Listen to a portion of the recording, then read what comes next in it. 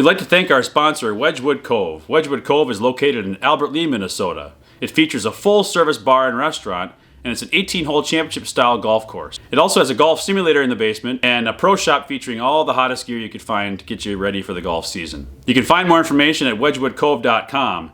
And please, when you go, tell them that Mikey, Polis, and Peach sent you. And happy golfing.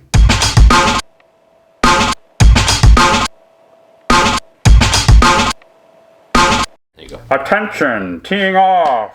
At hole 1, we have the tall, the big, the mighty Mikey Polis. And teeing off the lefty, don't get in his way, Paul Johnson or Peach. Welcome back to episode 6, ladies and gentlemen, of the Public Course Golf Podcast. We just heard from the Ranger. Looks like we're heading to hole 1. We're going to get this round started. I like the name Ranger. Right? I'm going to start going by that. As long as I can be Chuck Norris. Texas Ranger. Peach, Texas Ranger. Peach, left-handed. The left-handed Ranger. Left-handed Ranger. I don't think that's good. I don't know. I like Ranger better. Yeah, Ranger. Yeah. The season is in full swing. I did play around what day was it? Last Wednesday. Yeah, last Wednesday. Mm-hmm. And we played in some gale force winds. I don't think I've ever played golf in a day or on a day that's that windy. Like, there was multiple times he would hit his wedges, and he's a lefty as well, actually. And he'd hit his wedges, and they'd go straight up, and it would just like hit a wall. Mm-hmm. Or multiple times I would putt, and I would putt kind of uphill, and it would just stop, and then the wind would blow it back. Sure. 2 times it rolled back past me. On not a hole where it should break. It was really hard. But that's kind of what you get with Minnesota golf, especially in the springtime. You know, well, I don't know why it's been so. I guess we're used to that, the winds, but gosh, I don't know. When it's windy like that, it makes it for another challenge, I suppose. When you kind of have to go into it knowing that might not play the best. Right. It might just be what it is, or something might happen where it's like surprises you and.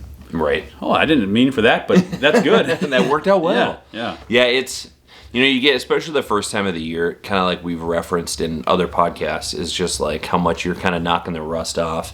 You really want to think that the rust is already gone from, going to the simulator and stuff, but there's nothing like when you get out and play and swing on the course. It just feels so much different. But again, the worst day on the golf course is better than not going off. Your best day not being off. So it's just that you have to understand that maybe your connection to the club and you're expecting something, the expectations maybe not realized because of the weather. Right. But those elements are a part of every day. Even when it's the summertime, we'll find it where it's windy or where it's maybe it's we've had it where like storms come in, we finish up and. You just got stuck in the back corner of Wedgwood. Especially Wedgwood, I feel like, of a lot of places because it's link style. It's so open. So you have no trees outside of really, it's 3, 4, 5, kind of that corner where there's some oak trees. They've been around a long time. But on the back, is there really outside of like tree lines on the edge? I don't think on the back 9 there's a tree on the course outside of the edges of the course, right? No, yeah.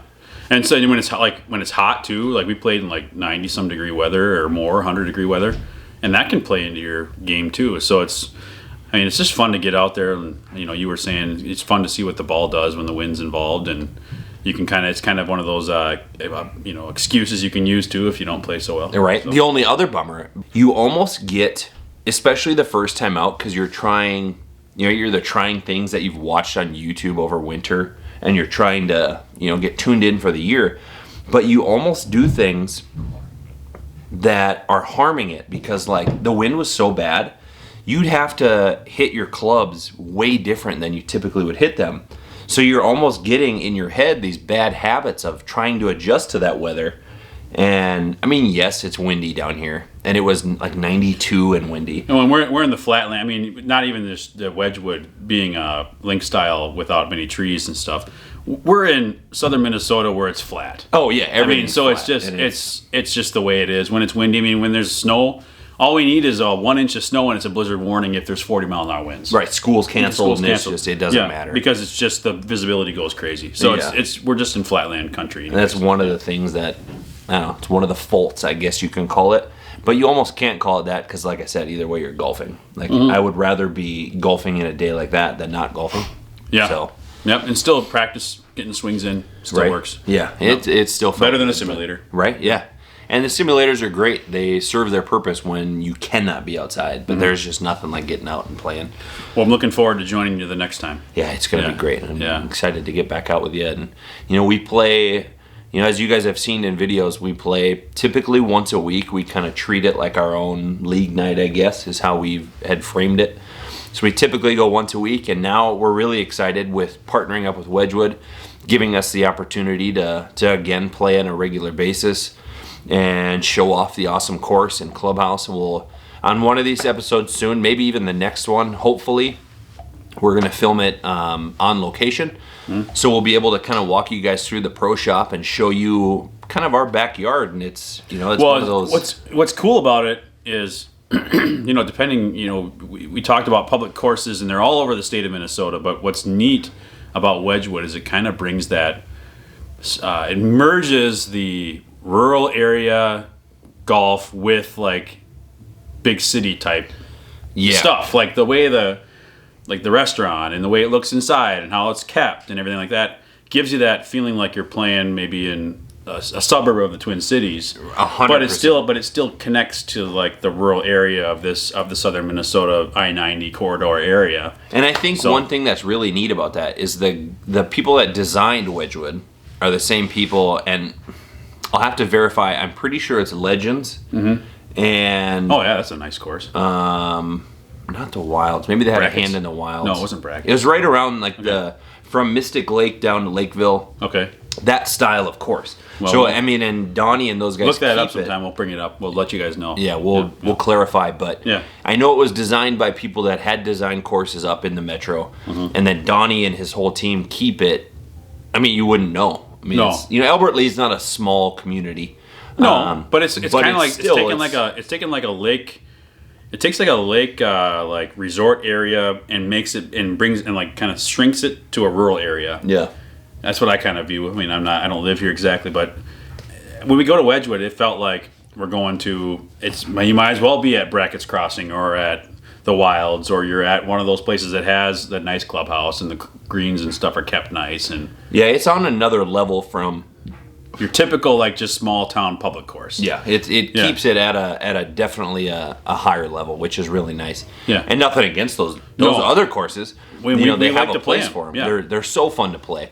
But Wedgwood does just keep itself at. I mean, you can just tell visually, even looking at wedgwoodcove.com. Yeah, check it out. Yeah, check it out. But you can tell even by pictures and stuff, it keeps it at they keep it really nice. Recapping, your golf game on Wednesday, kind of with the wins, it was kind of it's fun to talking about the Masters. Masters finished, and we mentioned that we were going to recap that, and gosh, we were joking. We kind of said, well, we wanted Rambo to win, and lo and behold, we predicted it. That was a huge between him and Brooks. If you guys didn't watch, John Rahm took the green jacket this year, and he has some unique characteristics to his swing. Yeah, that's one of the big things you see, and you kind of vision in your head that a professional golfer is going to have the most picture-perfect, scripted, perfect golf swing.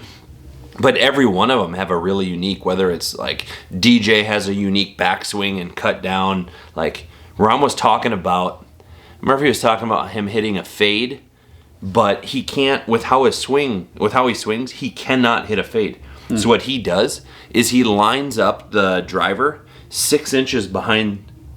Oh, really? Yeah. So then when his swing comes through, that's how it's coming back up already. Ah, sure. So instead of like trying to change his swing, because he really does have a beautiful golf swing, but instead of trying to fix that, he just adjusts it to his regular swing that maintains the rest of his game, which is unbelievable. Well, how many times do you do that anyways on the course? You're like, okay, this is what I know. You've seen me even like I hit my woods better than my irons a lot when I'm in the fairway, or not even in the fairway.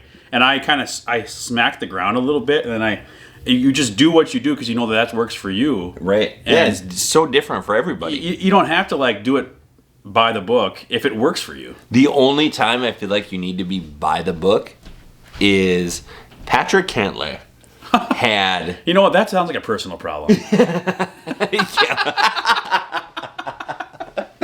Doesn't it? My goodness. That's unfortunate for Mr. Patrick. And probably for his wife, Mrs. Cantlay. I mean, I hope that things are working for them, but hopefully they can figure it out. We added the MacBook to our set, if you will. Yeah, MacBook doesn't golf. MacBook doesn't golf. We haven't really taught it to yet, but we will. I'm sure it'll learn. Yeah. AI intelligence will.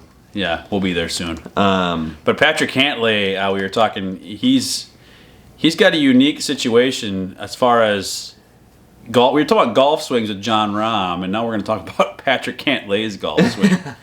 So the big thing in the Masters, Brooks Koepka complained after the fact. Shocking, Brooks Koepka complained. By the way, there's RBF for girls.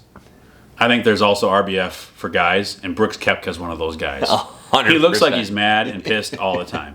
All the time. All the time. And he also looks like somebody who probably would send his steak back every time. Right? This is gross.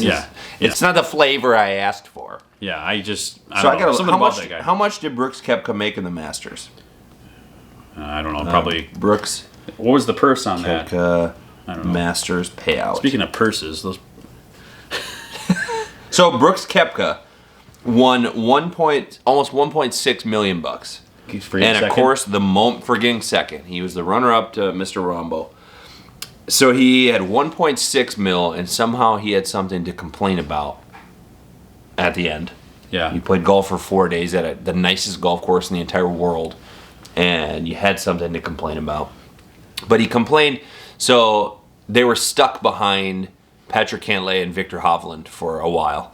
And Cantlay, it sounds so weird to say his name. But well, I mean, because it's just an unfortunate last name. Yeah, right. But that's his last name, right? I mean, what it is. My last name's Johnson. Not much different. It's really not too different than Polis either. And so Patrick's kind of pre-shot warm-up, I guess, is like 1 minute and 17 seconds long of doing his routine. Which routines are fine. That kind of goes back to talking about it doesn't have to be necessarily a one size fits all. A one size fits all thing. There's coaches that talk about their swing, but in the end, there's certain fundamentals about things. But then after that, what works for you, your body's you, your mind is you, so it's going to be right. Yeah, and it could be I could try something that you do and it doesn't work for me at all. You could do something that I do, and it's just like, how on earth do you do this? But it works. Yep. But yeah, he takes so long. So the pace of play was a huge point of contention at the Masters and also at the Heritage, which was this last weekend. Matt Fitzgerald won, and he talked about the same thing. The pace of play was so slow. With Cantlay? Yeah. Jeez. And so it's I know it's been talked about outside of these two tournaments going into last season, but it's crazy how slow it really is. And well, so you're saying that he's got that kind of, so every shot he's doing that? Every single shot. A minute plus trying to figure out. You were saying before, you were telling me, we were talking the other day, you said how it almost looks like he's on a loop or like something like malfunctioned or it's like a glitch. Yeah, when you see it over, it looks like a tick of some kind. Where it looks like it's played on a loop because he'll do the same 10 things before he'll then change and do the next 10 things. Well, it reminds me of how they're trying to outlaw that in baseball. With the pitch clock, and because they're tired of seeing guys restrap their batting gloves 15 different times and reset their cup 15 different times and and all that, and then between each pitch. It's almost like there needs to be a pitch clock on the golfers, right? Where they can't do that many warm-up swings and different types of idiosyncrasies that involve before they hit. I mean, if he's got a certain ritual or routine that makes him hit it a certain way, there's got to be a way to shorten it to still do a good job. If he's got the skills like he does, right? Well, so here's gallery members took out their timers. Patrick Cantlay took 2 minutes and 50 seconds to hit a shot here.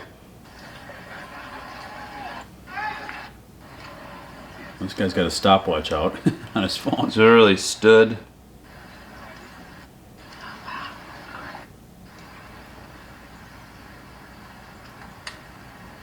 He looks like he freezes. Yeah. And then He kind of restarts again. But it's really funny. It's like a video game, kind of like someone like you walk him up. The one thing I'll give him though is it was I don't know if it was in maybe one of the first rounds of the Heritage, but he hit a hole in one. Oh. And he had the snarkiest. Let me see if I can find it. He had the snarkiest comment where it was something like he's like, "Oh, sorry, I should have gone a little faster," and it was pretty great. So obviously he's aware of the fact that he knows. Yeah. But I mean, like you said, it's hard to. For me, there's certain things I do where I'm sure if people watch me swing, they're pissed off by it. Well, has any rules person come down at him and said you need to go faster? I mean, if he's within the rules, then he's going to keep doing it. Right. So the Kep got to complain.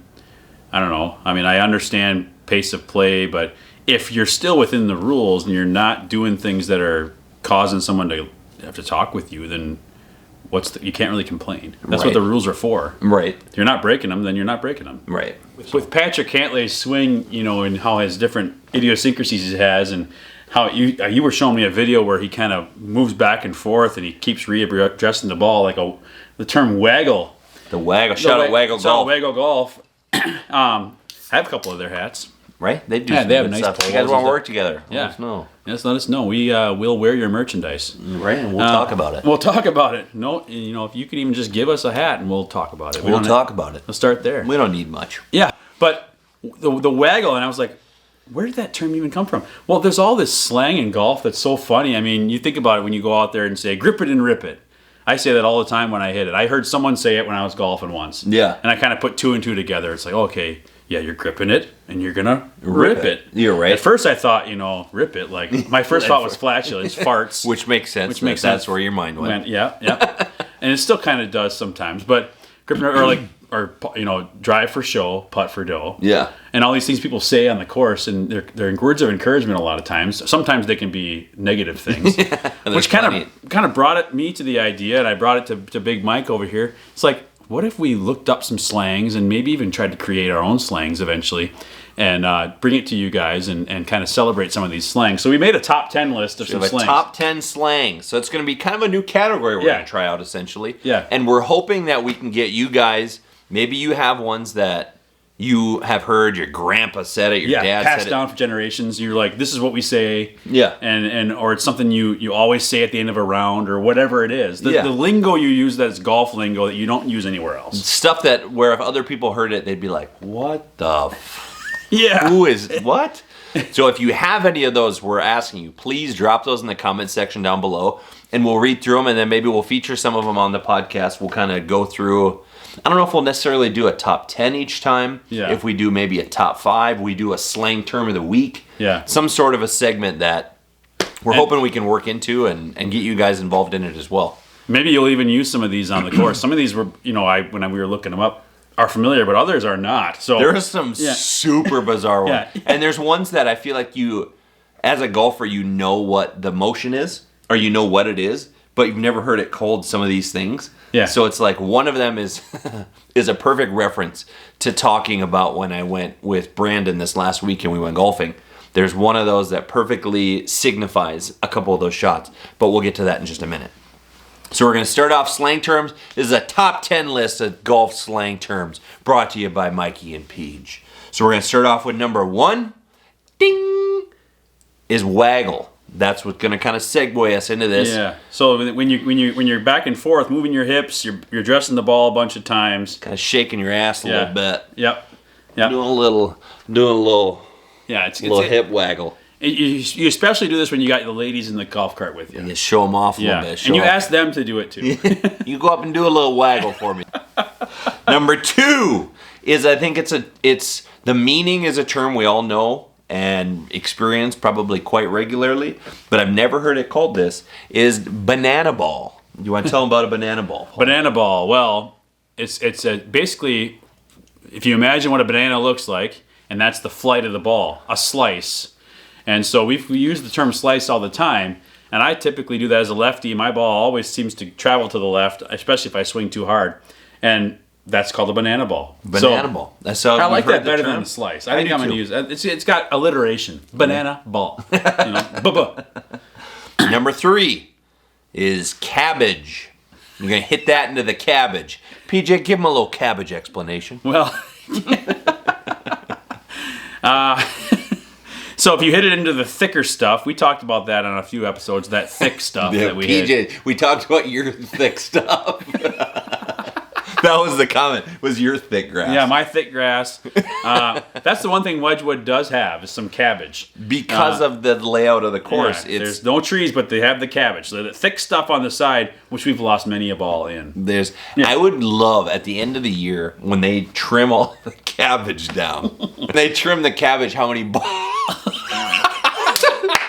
When they trim the cabbage, I'd be curious to see how many balls they find. I know. And probably all of them are ours. You're right. They're Callaway Warbirds. Yeah. Yep. Number 4, chicken stick. I couldn't believe what I was reading when I found this one. And maybe you guys have heard of this, but chicken stick, that's when you decide, okay, we were talking back in a few episodes ago, we were talking about do you go for it or do you lay up? Play it safe. Play it safe. Basically, chicken stick is playing it safe. So you're like, okay, this is my trusty club. I'm going to use it because I know that I'm going to hit it straight. It's going to be okay. It's going to be in play. I'm not going to risk it. Even though I probably should use this other club, I'm not confident enough. So I play a chicken stick. What is your chicken stick club, if you will? Do you have one? My chicken stick club, I feel most confident on ball striking ability with my pitching wedge, honestly. Nice. And I would, when I get closer to the green, I love using that club. If I'm farther away from the green and I'm in the fairway, the chicken stick is the 3-wood or 5-wood probably, the 5-wood. Because I just don't hit my irons as good. Yeah. But even off the tee, I found the par 3. Yeah. You see me. I use my 5-wood. I just use various levels of changing your swing speed. Yep. Which we're talking about. That brings us back to what John Rahm and stuff. You just make changes based upon you, even though it's a 130-yard hole. Yeah. You probably should use your 9-iron. I use my 5-wood, which makes me look like a pansy. Well, here's the funny thing though. This will give you a little bit because I have a club. It's a 9-wood. Yeah. And I've had it since I was probably 8 years old. It's been reshafted 4 or 5 times. And it's one of those clubs. If I'm from 125, and I haven't used it so much now that I got my 3-wood and I got these new irons. Yeah. I've been able to hit them. Yeah. But in the past, I haven't been able to hit my irons. So I'd use the 9-wood from like 125 to 225 and just change my swing speed. Sure. And when you hit it, it's nothing special of a club. It's like a Walmart club. But it's one of those, I've had it forever, and I can't get rid of it, and I'll use it every once in a while. Again, not as much as I used to, but especially like growing up. Like Brandon will really know, just because when we were little kids, we'd play golf all the time, and I would use the 9-wood, and it was like this, what? The 9-wood? Your chicken stick's got to change over time as you grow. So that's that now, and then probably now, what's your chicken stick? I would say if a little bit further out is my 5-iron. I've learned to hit that 3-wood pretty good. Yeah, once you got that, and you were struggling at first just because it's brand new, but then there's been times where you've really struck that. That carries pretty well, and it stays low enough where it runs. Yeah. Which is cool. And so that or my 5-iron, and then if as I'm a little bit closer, it's actually a little more so than my pitching wedge is my 9-iron. Okay. And it's kind of the same. I'll adjust the swing speed a little bit and hit my 9. It's just there's more touch involved, I think. You feel like there's more finesse, and you feel like any little bit of effort that's different, you can see the result. So your expectations are fulfilled. So as humans, we love to think something and have our expectations be fulfilled. Right. So when you use those clubs where you can do just a little bit of something different, a little nuance, and something changes, that makes you feel like, oh, I did that. Right. And so... Yeah, absolutely. And then when it doesn't do it, that's when it really becomes frustrating. But if you can get those around the green, if that becomes your chicken stick, you're probably going to at least finish off your holes better. Right. You might have a story or a journey to get there, but then at least you feel good about around the green. Right. Yeah, then you're more comfortable. Mm-hmm. See, I feel like as you progress in your golf game, as we work into, like, you should be using, and this kind of goes back to, like, you should be doing, is I feel like there's so many times I should be hitting like my 51, my 52, my 56. But those are really intimidating clubs if you don't hit them really well. Hitting the 56-degree club is really scary. You got to swing hard in order for it to go far. And in your head, it feels like when you do that, you're going to absolutely blade it. But then when you do hit that club well, like I could very easily see where a 51, 52, 56 turns into somebody's chicken stick. Yeah. Because they get used to hitting that. Well, you hit it so often. Yeah. Think about how many clubs you hit every time. Probably one of those clubs, your putter, and your driver. Right. Like, you're going to hit those clubs every time. So you're getting the most practice out of those clubs. And those are, like, with the 9-iron, when I do kind of, I can feel myself screw up or duff one hit. Like, if I do maybe swing a little hard, you can't get quite the backs, the backspin you get with maybe a 50-degree wedge or 52-degree wedge. So it'll roll past. So I really want to kind of work into, my goal this summer is to work into one of my 50s, whether it's the 2 or the 6. I want to work that in. I did just get, I've had it for a long time, but my 51-degree Cleveland, I really want to get one of those. I want to perfect to be able to drop it in and stop it versus having it roll so far. That's my issue, I noticed. Sure. So I want to kind of work one of those in, and there's a whole nother topic that we're going to save for probably next week's episode on. I did some customization, some of those clubs, so I'm excited to talk about that. But now a quick break from the podcast to hear from our sponsor, Wedgwood Cove. Wedgwood Cove is located in Albert Lea, Minnesota. It features a full-service bar and restaurant, and it's an 18-hole championship-style golf course. It also has a golf simulator in the basement and a pro shop featuring all the hottest gear you could find to get you ready for the golf season. You can find more information at wedgwoodcove.com. And please, when you go, tell them that Mikey, Polis, and Peach sent you. Now back to the podcast. That's going to bring us to number 5, which is chili dip. So you're gonna not the stuff you get at the store or at the restaurant, which is delicious. But you know who has really good dip, by the way? Wedgwood Cove. Yeah, check out our queso dip. The queso dip. I think we might need to eat that sometime soon. I think we're gonna probably go there and have dinner. So. Yeah. Now you're talking about it. So chili dip. How would you explain chili dip, PJ? Well, it's like chunking. It's like hitting behind the ball, and we all do it. You hit it real behind it. A bunch of divot and grass just flies up in the air, and not trying to get like the pros will get like a a runway of turf they hit up. We don't. No, it's not. It's not a thing where you, as a scratch golfer, I would peg ourselves scratch golfers. I mean, sometimes I got itches I got to scratch, and I play golf, but I don't know. I feel like for the most part, we could go for really any course and at least look at least it's not going to be like a why on earth is this person playing this golf? No, and once you get to a level, that's a good way to say it. And that brings us to number 6. Perfect segue. Which actually is a fried egg. Oh, number 6 is fried egg. Made from scratch. Tell them about a from scratch fried egg. Okay, well, fried egg. That's when we've both hit these shots many a time, especially at Wedgwood. We hit them in the sand, and it's when the ball makes a huge just plunge in the sand, and all you see is the top of the ball. It looks like a fried egg, and then there's that ring that creates around it. Yeah. So that's called a fried egg, and I didn't know this terminology. I just thought we just hit it on the beach, which beach is another way to describe the sand. But right. I think we're going to use fried egg more often now because you and I hit it in the sand plenty of times. Right. So fried egg, I like it. Yep. So number 7 is going to bring us into something we just were talking about with my 3-wood, and this is probably a little bit more of a common term that more people have heard, but worm burner. Number 7 is worm burner. Yeah, not to be confused with Tavares Jackson or Donovan McNabb. Throwing them into your ankles. Yeah, yes. We're talking about on the golf course, and sometimes it works out in your favor, but when you hit the ball and it just skips across the ground. Kind of scolds the ground, it doesn't go more than a foot off the ground. But it goes super fast, and any sort of worm or insect has been killed because of that.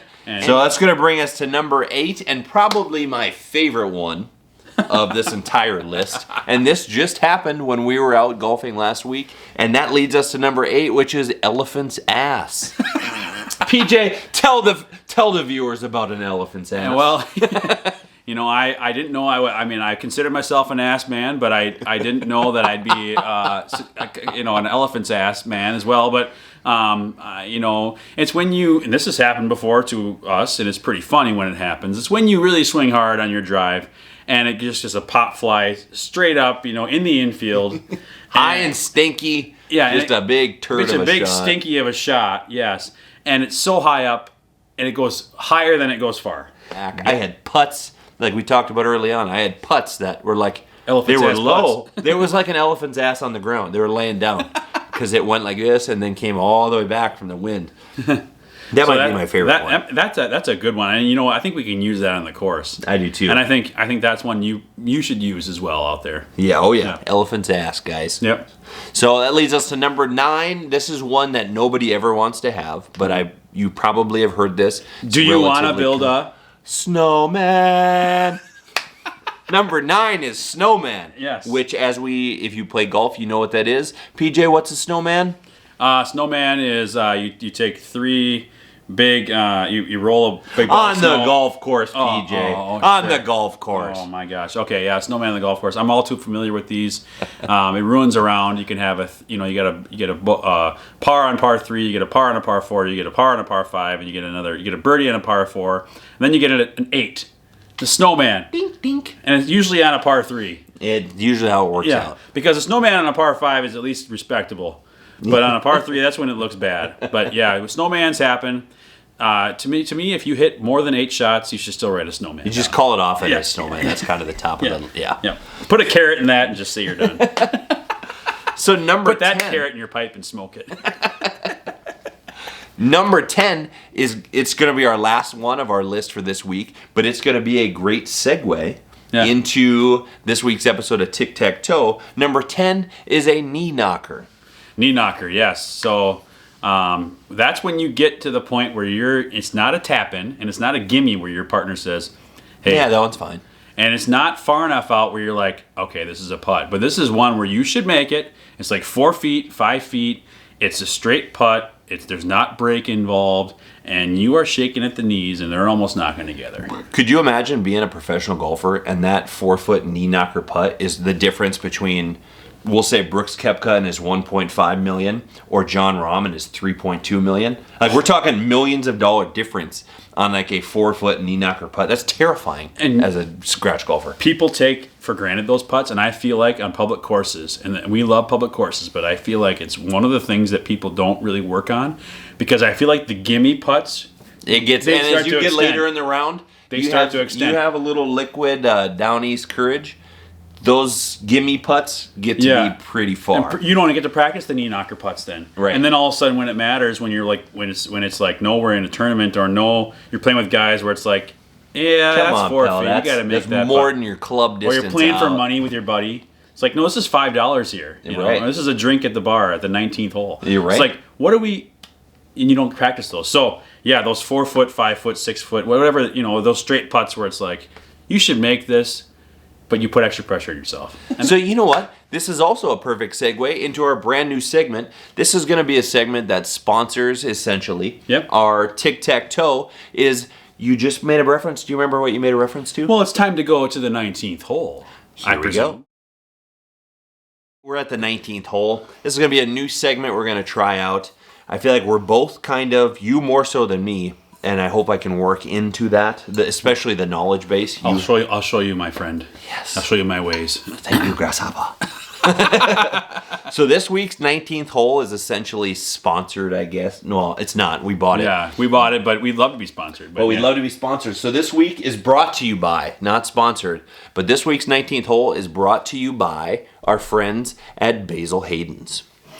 And this is one of our favorite bourbons that we share between the two of us, that we've had at different restaurants, and then we kind of came into a Christmas gift kind of back and forth. And so this is brought to you at the 19th hole. This is our signature cocktail for today. And we do this at Wedgwood after we play. We always finish it off with some sort of kind of nicer bourbon. Yeah. Just to kind of say that was a fun time. Yeah. Mm-hmm. So that's how we're going to start to wind down this week's episode, is with a little bit of Basil Hayden. So, brother, cheers. Hope you guys can cheers with us. Just a little bit of liquid courage, I think, for us to go play a little bit of Tic Tac Toe.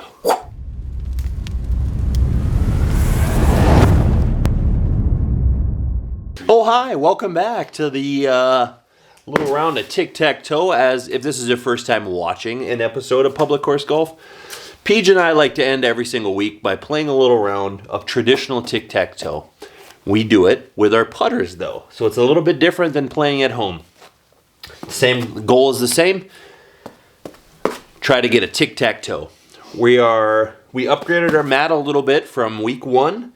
So PJ's got a commanding 3-1 lead, right? Yeah, because we didn't play once. Lead. Yeah, 3-1 lead, but you're not out of it. Don't count yourself out. Just like how our Minnesota sports teams cannot count themselves out yet. Right, exactly. As you land in a particular spot, we're going to lay down a little piece of tape, and they'll either be this way or this way, depending on who hits it, and the goal is to get a tic-tac-toe. So with that, let's get to putting. You go inside. There it is. All right. I'll take that. You can actually hit it a little harder. Like, see, you can actually hit it a little harder. Last time we couldn't even touch it, really. Right. That doesn't help. There he is. Too hard! Mike! Stupid. Go. Jeez, PJ. Justify why we do it for a while, you know? Right. That's a good... Here we go. Ooh. Ooh, I got it in that one. Yeah. A little bit. Come on. Go! There it is. All right, guys. Well, we got to give our weekly golf clap. Oh, I can't even do it here. To PJ. Another big victory. That was a big win. Appreciate it. I gotta get back. Gotta get my mojo back. I gotta work on these knee knockers. Yeah. So then next week we can maybe bring it home for the Mikey Polis fam. I don't know. Paul's beating it up right now. Well, so. you know, if I win, you win. Still, It's a team effort. We both win. We both win. So, Everyone's a winner. You're a winner. You're a winner. Hey, You're a winner. you're all Subscribe over. to this because then you can be a winner. Then you can be a winner too. Thank you so much to Wedgwood for again sponsoring this episode and our Public Course Golf channel, showing us the love. We're going to hopefully reciprocate back to you guys. Big shout out to Basil Hayden. Is that mine or yours? That's yours. Big shout out to Basil Hayden. Again, if there's any alcohol companies out there, Grey Duck, Northland, there's a bunch of good ones. Yep. So, you know, maybe we can work this into a segment. It can be a sponsored segment by one of the great Minnesota. And it'd be cool to keep it Minnesota based. I mean, Basil Hayden's isn't, but highlight the Minnesota ones. We'll see what this turns into. But cheers, brother. Another great episode. If you guys dig the episode, please hit the thumbs up button. Hit the red subscribe button to not miss next week's episode. And with that, see you next week, guys. Bye. Bye.